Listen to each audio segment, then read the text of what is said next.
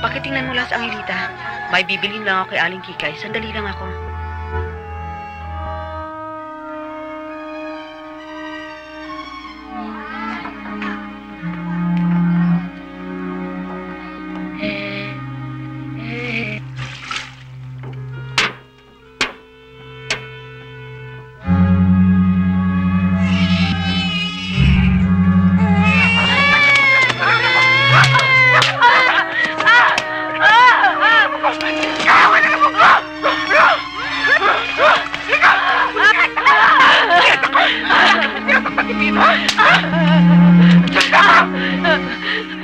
Sinasaktan mo kasi ni Mayito si Angelita. Ano kung sinasaktan na mo yun sa akin?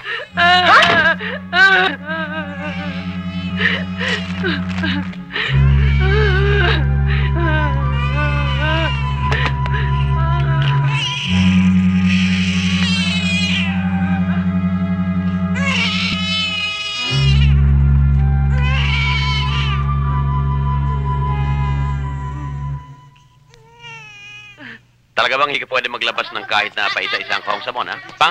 Toma. Itay, mahal ko trabaho ko. Kung dahil sa isang kahong sabon, nakukurakuting ko at mamamatay naman sa gutom ang pamilya ko at matepreso ko, di na bale. Ito naman, biro lang. Nay, Kuya Lando, oh! Kuya Lando. Saan kayo pupunta? Yung kila Maring Tricia. Sahuli ko lang itong comment. Siya nga pala, si Chatricia. Tsaka kapatid ko, si Buyito. Kapatid ko sa ama. Sila pala. Ito ba yung batang nabalitaan kong...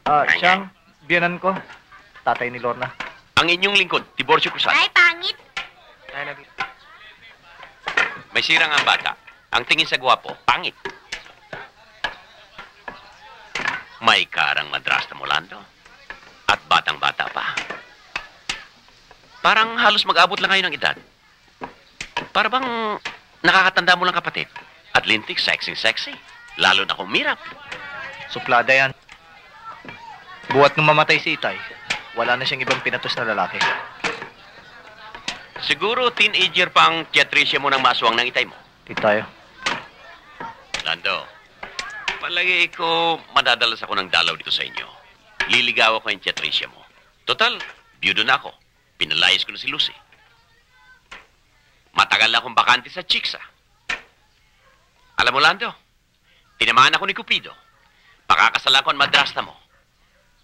Lorna, anak! Narito ang mahal mong Itay.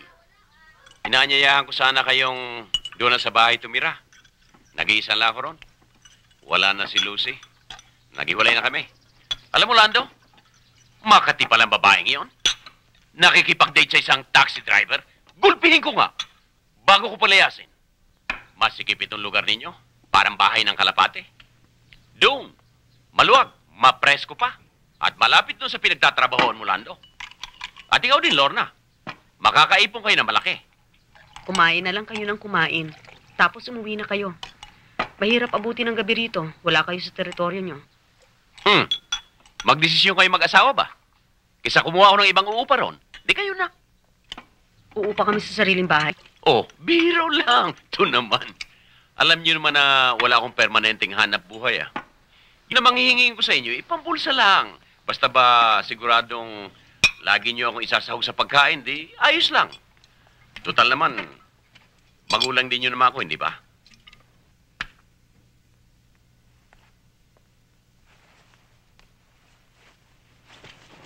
Teka muna.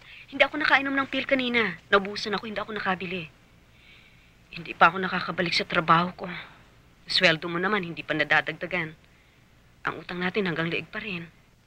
Teka muna, Lando. Hindi ka ba pwede magsakripisyo kahit isang gabi lang? Isang gabi lang naman O, saan ka na naman pupunta? Magbubuhos, magpapalamig.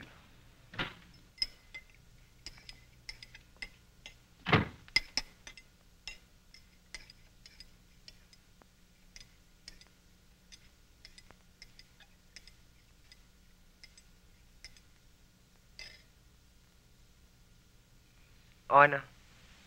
Gusto mo nang kainin ang isinuka mo? Magsalita ka. Magkamot ka mag-isa mo.